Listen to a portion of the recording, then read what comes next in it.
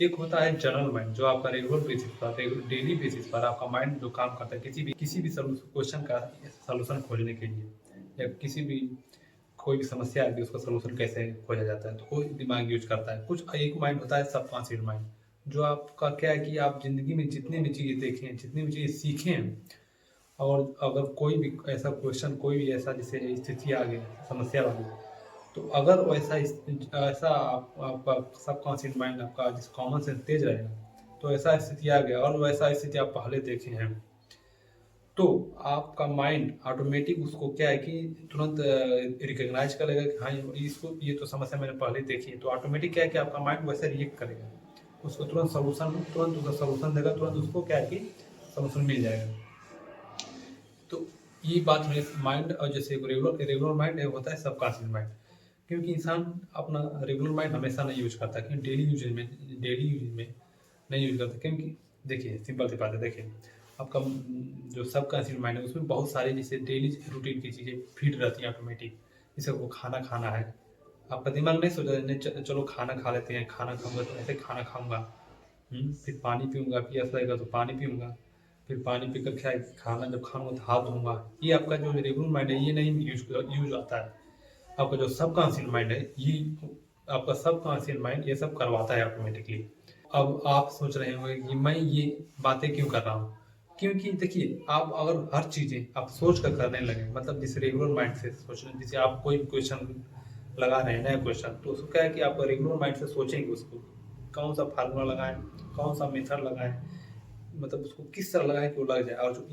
जो मैं अभी बताया, ये माइंड रेगुलर माइंड अब हर कामों में यूज करेंगे,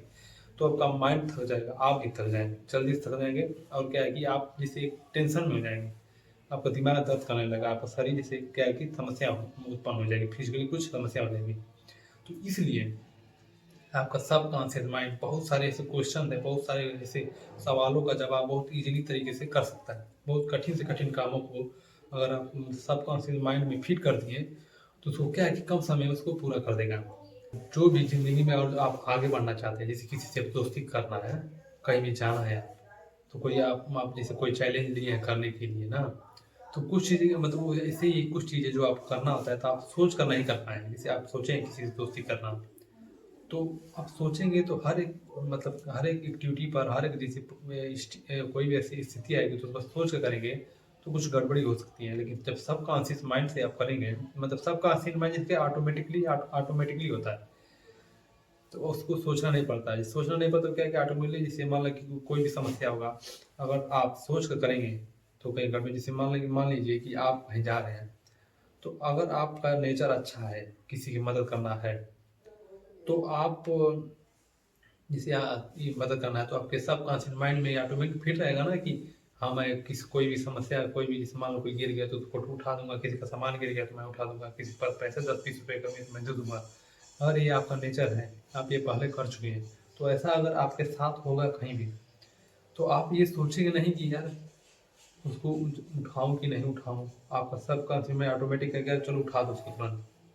तो यही बातें हैं, माइंड, रेगुलर माइंड और सबकॉन्शियस माइंड, ये दो चीज़ें हैं जो बहुत इंपॉर्टेंट होती है। तो अगर आप कुछ कर रहे हैं और आप प्रैक्टिस कर रहे हैं, कुछ क्वेश्चन का सलूशन खोज रहे हैं,